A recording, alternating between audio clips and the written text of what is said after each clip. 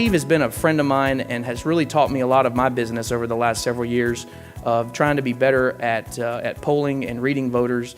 He smacks me down a lot, which is good. You need that some person in your life. It was a privilege when we asked him if he would come and chat, because he and I are always talking back and forth. We'll always wrestle back and forth before we do joint conference calls together, so we don't look like idiots, I guess. But with that being said, Steve's going to come up and give you a very interesting perspective from the left of center, because Steve is not a leftist by any stretch of the imagination, but a business community, a friend of the business community, and somebody who really understands how to read numbers and people. My friend, Steve Vancore.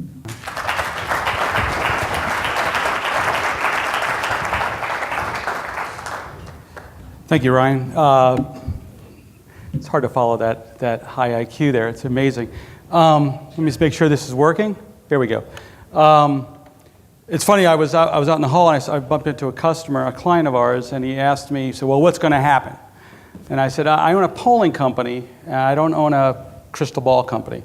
But maybe it'll be helpful for all of you, because this is a really interesting election. Who'd have thought, by the way, that the top U.S. Senate race in the country, the most money's going to be spent on, what was the most interesting race, is barely being even talked about right now, right? After the governor's race, what we saw on Election Day in the primary, kind of interesting. So instead of me breaking out the crystal ball, let me share with you some of the data we use to try to understand what's going to happen. And that's good information to have, because it helps you decide where you're going to spend your money, on which candidates to support, which ones not to support, etc. So you keep hearing about this, the big wave, the big blue wave, the big blue wave. The question is, are we going to have a big blue wave or not in Florida, right? So let me do this. For those of you who have been involved in litigation, whether criminal or civil, the way it usually works is one side presents their case, and then the other side presents their case. I do some litigation focus groups and stuff, both criminal defense, plaintiff defense, criminal and civil, and I'm always that person. When the first side goes first, I'm always like, wow, I'm 100% with that side. Then I listen to the other side and I go, well, maybe not so much. So let me make the case first why there's going to be a blue wave and why the Democrats are going to do very well in November. So I liken it to putting coins on that side of the scale. So first is the natural trade winds that are blowing. Whenever you have a midterm election, the party in power in the White House generally tends to favor the other party. And in fact, in the 22 out of the past 24 midterm elections, the party not in the White House picked up seats in the U.S. House. The U.S. Senate is harder to measure because of the odd way it's structured. It's only a third and blah, blah, blah. But in the U.S. House, 22 out of 24. That's a coin clearly on the side of the Democrats. Donald Trump's in the White House. There's a strong anti-Trump fervor by the Democrats. And so that should alone favor the Democrats somewhat. Additionally, I remember vividly 2010. On the evening of 2010, in the general election, and you'll hear me reference 2010 as kind of a good point of reference here, over 700 state legislative seats flipped from Republican to Democrat in one night. I often joke, and on that same night there were about 300 political consultants who were geniuses like that, right? And a lot of people lost work. So if you compare to 2010, that was Obama's first midterm. At the same point in time, Obama's favorability nationally was 45.9%. Remember, after the 2010 elections, he apologized for being such a bad president that he cost his party the House and the Senate. But right now, Donald Trump is over 6 points more favorable. Barack Obama was 6 points more favorable then than Donald Trump is now. That's at least a couple of coins for the Democrats, because he's not as popular among some swing voters. So the fact that Obama was more popular in 2010 and the Democrats lost over 700 seats in one night, that should be a good indicator of a blue wave. Also, the generic test ballot is about as high as we've seen at this point in time. Right now, the Democrats are favored by nearly 10 points. And of course, that's a generic test ballot. That doesn't always apply down ballot. But again, definitely a coin on the side of the Democrats. Another measurement we use is enthusiasm gap. Are Democrats more enthusiastic to come out and vote against Trump than Republicans are to come out and vote for him. If you've heard Sawinski talk about fear, uncertainty, and doubt, fear, uncertainty, and doubt is more of a motivator to come out and vote than hope and wanting to defend your guy is. All right. So in this case, the Democrats have a pretty strong gap, an enthusiasm gap. It's not as high as it was as much as a month ago. So that number is a number in flux. This is, to me, rubber meets road kind of number. What that means is the Democratic performance is 16 points higher than what Hillary got. Let me give you an example. So if Hillary scored in a congressional seat, now this is an accumulation of the special elections that have been held across the nation. What's the average Democratic performance vis-a-vis Hillary? All right? So if Hillary got 30 against Trump, if Trump got 70 or whatever, I know there's other numbers in there, but if she got 30, the Democrat in a congressional special election would have gotten 46.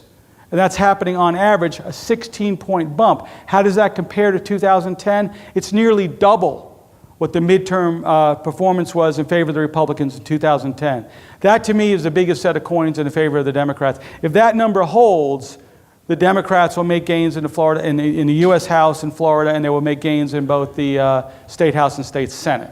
How much, I don't think they're going to make that many. I did love the fact, Ryan, that you probably said like 9 times, I'm not making any predictions, I'm not making any predictions. But that is a strong metric right there, if that holds, and I don't know that it will. The other piece of information is, and by the way, that's some of the ones people won the seats they weren't supposed to. Some people did a lot better. This is another interesting metric. There have been, since the election of Donald Trump in the U.S. Congress, 41 seats have won from one party to the other. You can see right there, 43 out of 44. If there was a flip, it was likely to be a Democrat. So again, a very strong coin on the side of the scale for the Democrats. Now let's bring it home to Florida a little bit.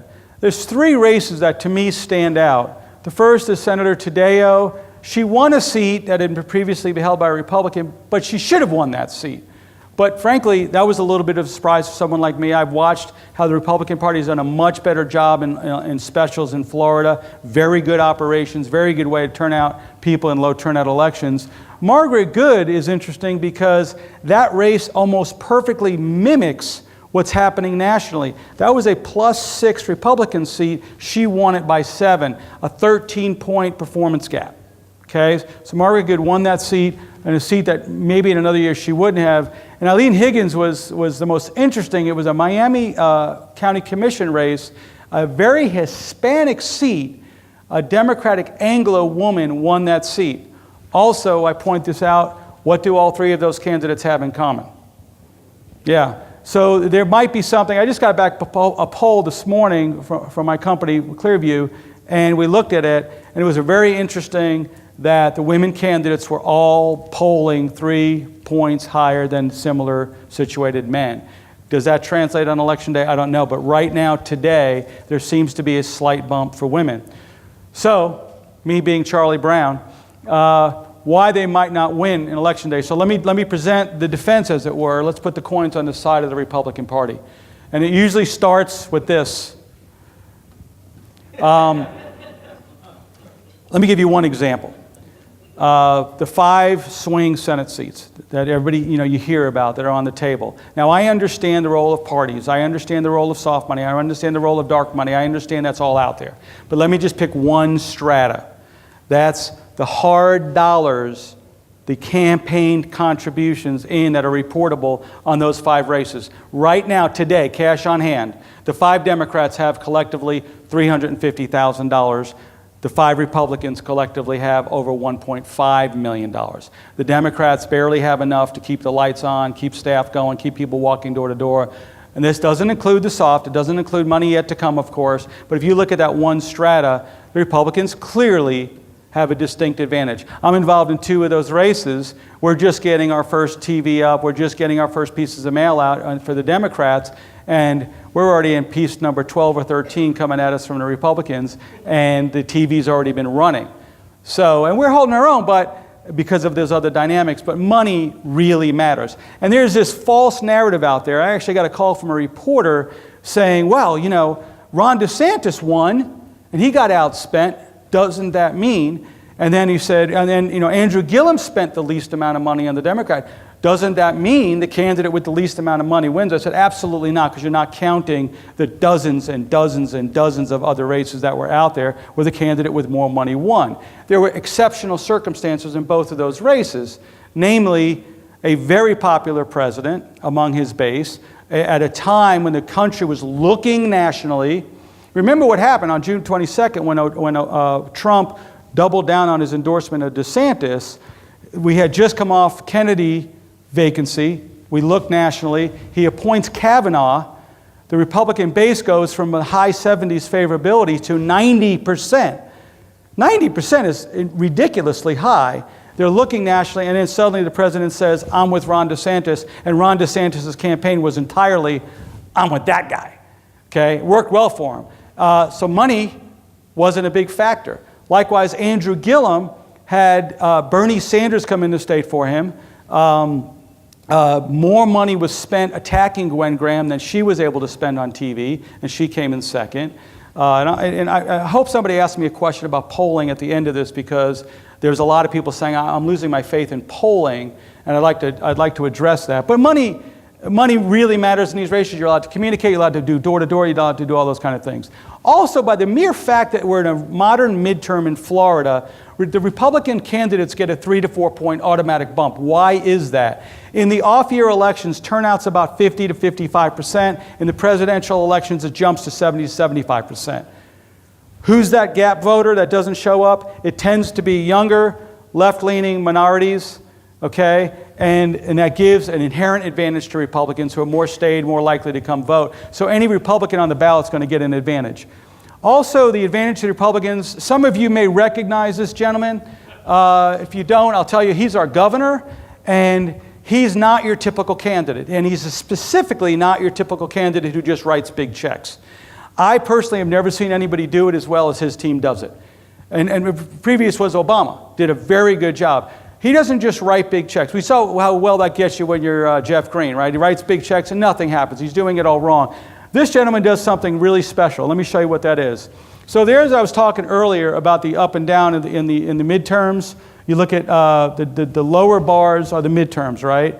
The upper bars are the presidential. That's the jump. That gray area, we call those surge voters. What Rick Scott's very good at, his team is very good at, and they're doing it right now. As you're sitting here in this conference, they're knocking on doors, they're making phone calls, they're sending mail to that gray area. They're identifying voters who are not likely to come vote, but if they do vote, they have a high likeliness of voting Republican. That's becoming accepted. How do they know? They look at your social media, they look what you read, they see what was on your news feed. If you're reading conservative stuff, you get a high propensity score. They're exceptionally good at doing that. They reshape the electorate. That's one of the reasons why, when you look at the data as it comes in, the vote by mail data tends to favor Republicans. The Republicans do an excellent job of identifying those recalcitrant voters and getting them out to vote, and especially voting by mail. The other thing, too, is, and I'm a data person, Ryan's a data person, and this frustrates the hell out of me. I hear this, Parkland, Women's March, Puerto Rican voters, blah, blah, blah, all the Democrats, blue wave, blue wave, blue wave. Where is it? Where's the blue wave? In actual voter registration, the only data I'm showing you that is absolute, that is actual, everything else is public opinion data, aggregate data, performance data, etc. That's voter registration. Look at the blue line, it continues to trend down. The red line is actually ticking up a little bit, probably because of the work that Rick Scott and his team are doing. So there's no actual data yet showing me that there's going to be a blue wave. Right? I showed you at the beginning some of it, but when it looks at actual voter registration, where the rubber meets the road, we're not seeing it. And then there's this. So I come up with this analysis. I was literally waking up in the morning, it's like, this is 5 guys that matter here, okay? Guy number 1, we know who he is. At least those of us who live in Tallahassee know who he is. Guy number 2, what does that mean? Andrew Gillum made a strategic choice. He could have picked a Lauren Book. He could have picked a Gwen Graham.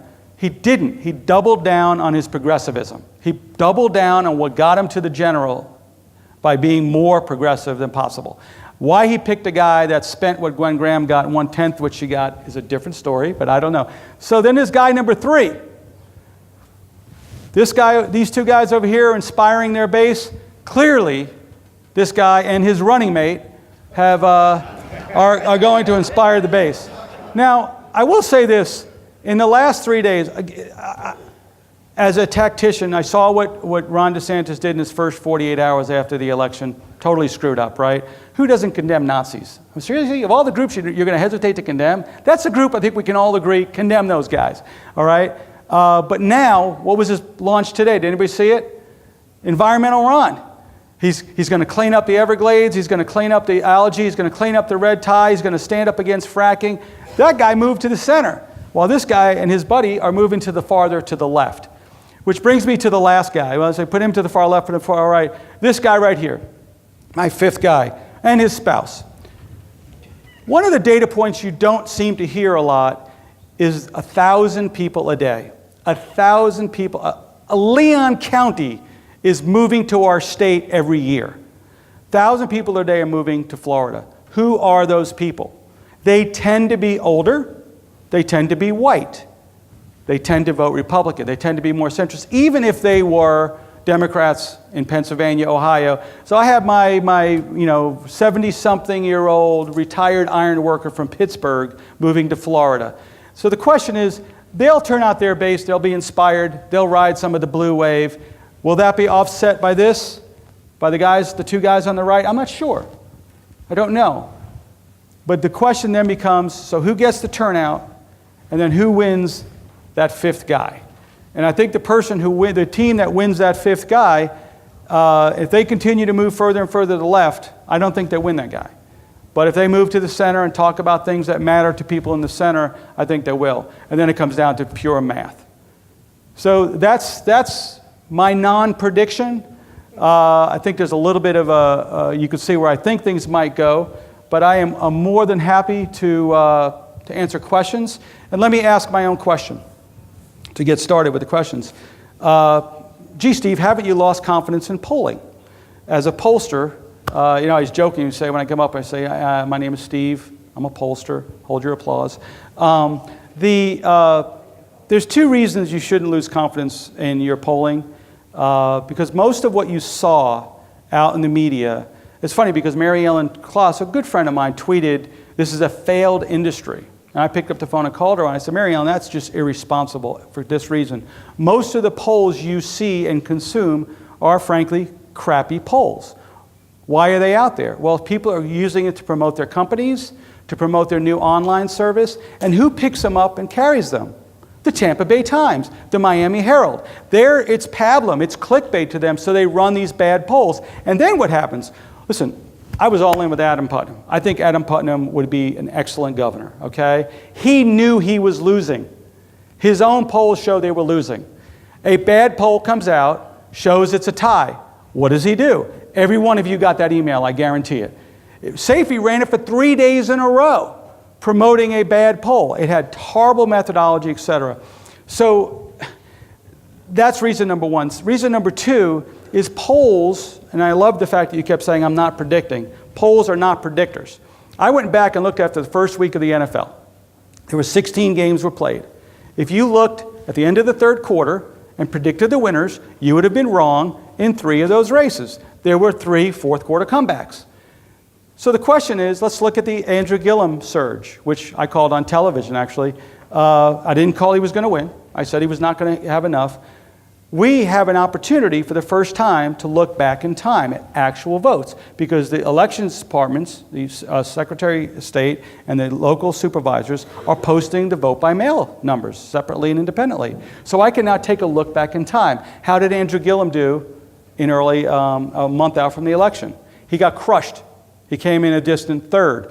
Pinellas County, he got 25% of the vote, not bad, but when you break out the undecideds, on election day, he got 52% of the vote. So he actually had a fourth quarter comeback. That's why the polls missed it. He had that surge. Makes sense. Voters are starting to break. Jeff Green is beating in Gwen Graham's brains with mail and TV, beating up Alan Levine, dividing the vote among the two of them. Nobody's touching Andrew Gillum. He surges up to the end. We now have actual data to show that the polling that was being conducted a month out from the election was pretty accurate. So for those two reasons, you're being fed bad polls through the media, and B, we can't predict the future. Now, with that, yes, sir. Talk a little bit about the Puerto Rican influx and how that might... I love that question because I was hired by a group to analyze that. And we ended up not exchanging any money. You know why? We couldn't find them. So let me tell you what we did. We looked in the three areas we thought there would be. Orlando, Osceola.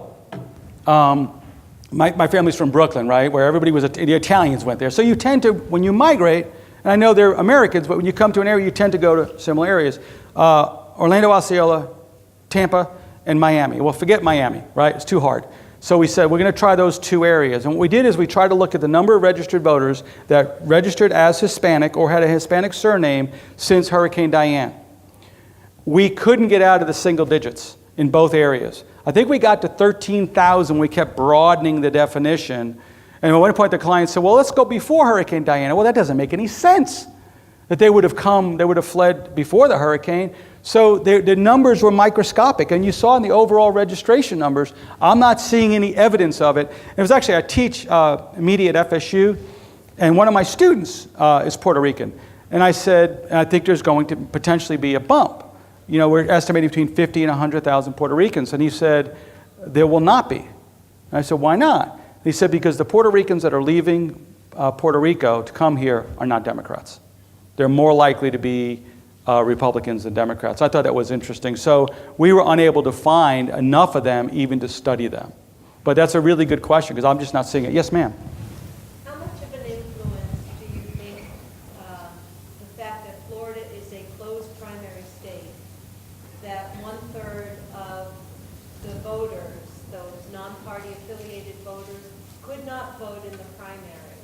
And so for all the available options on the Republican and Democratic side, because MPAs were blocked out of the primary, we now have this result. Your take on that? Well, thank you. Really, that's like my thing. I'm very Jeffersonian about this. I feel strongly that we do better as a country if we let every voter vote, if we let everybody have an opportunity to have their say.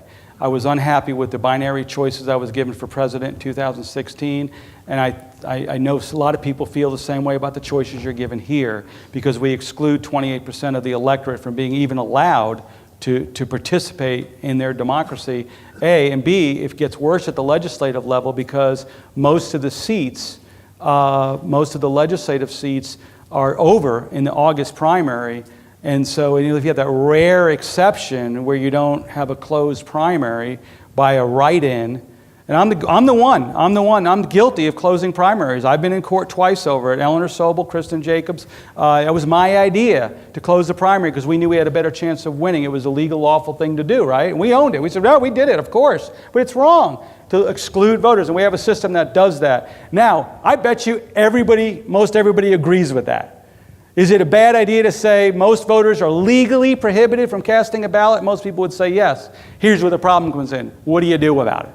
You can't mandate open primaries. It's not constitutional. The right to associate is protected. Okay, so what's the next option? What's the next option? That's where you start to lose people. And I've been part of a group called All Voters Vote for a while, and we've come up with this what's called a jungle primary. Let everybody vote. Let everybody identify their party affiliation and vote. But what you end up with is you pick, just I said, 2 from the far left and 1 from the far right. Now, he did a very good job. I will say this. I'm a big Jeanette Nunez fan. I think she is a spectacular quality person, and I was happy to see her get picked. But that's what you're dealing with. You're dealing with closed primaries, exclude the majority of voters in most cases. Yes, sir. 2 questions. One is, will allowing polling on college campuses matter? And second, will the fact that 100,000 more people voted for the Republican governor candidates than voted for Democratic governor candidates matter? So 2 questions. One, college campus voting. There's this unicorn out there, college campuses, college students. There's just not the raw numbers there, especially. One of the brilliant things that the Obama team did, back in the old day, you'd go on college campus and you'd say, hey, are you registered to vote? And, yes. Oh, okay, thank you. No, okay, can I register you, right? What Obama's team did was differently. You said yes as a where. If you're like, well, Palm Beach, but I'm going to tell, well, no, we got to get you here, right? That was pretty smart. I didn't seem to make that much of a difference. Generally, there's so many opportunities for people to vote now, vote by mail, vote early, putting them on college campuses. College campuses are not what they were in the 60s and the 70s where you were kind of this enclave. Now they have housing all over the place. So if kids are wanting to vote, they're going to vote. But most people under 25, I mean, we were joking in some of our polling, you know, it's like, we didn't get many people under 25. Well, they're going to vote anyway. So, you know. A 10% bump in the millennial cohort is about 250,000 voters. So, yeah, that could make a difference in a close race, but, right, it's got to be a 10-point bump. Remind me what your second question was again? 100,000 more people voted for Republican candidates than Democratic candidates in the primary. Yeah, I think it does make a difference because voting is behavioral, right? So once you do something, once you say yes, we study a lot of what commitment principles, you know, getting people to say they're going to do something. If they do something, then they're more likely to do it again. Combine that with the fact that 60-something% of the Democrats did not vote for their nominee, and Ron DeSantis only a small percentage. So the raw votes, yes, it does matter coming right out of the box. That's that much fewer people that, for example, Ron DeSantis has to educate. So yeah, it's good. Any other questions? Let me add one other thing. Ryan mentioned the constitutional revision. There's one thing that is also unmeasurable in that in the last election, 70% of people voted before Election Day. So it's not like in the old days when people walked into the ballot, you were kind of rushed, you had to get to the office, you had to do whatever. Now people can vote early, which is a lot more comfortable, or vote from their kitchen table. So I suspect you're going to have a larger percentage of people sitting at the kitchen table with the laptop up, you know, going to the Google to find out what they could find out about it. So I wonder if that's going to reduce the drop-off. Thank you very much for having me. I really appreciate being here today.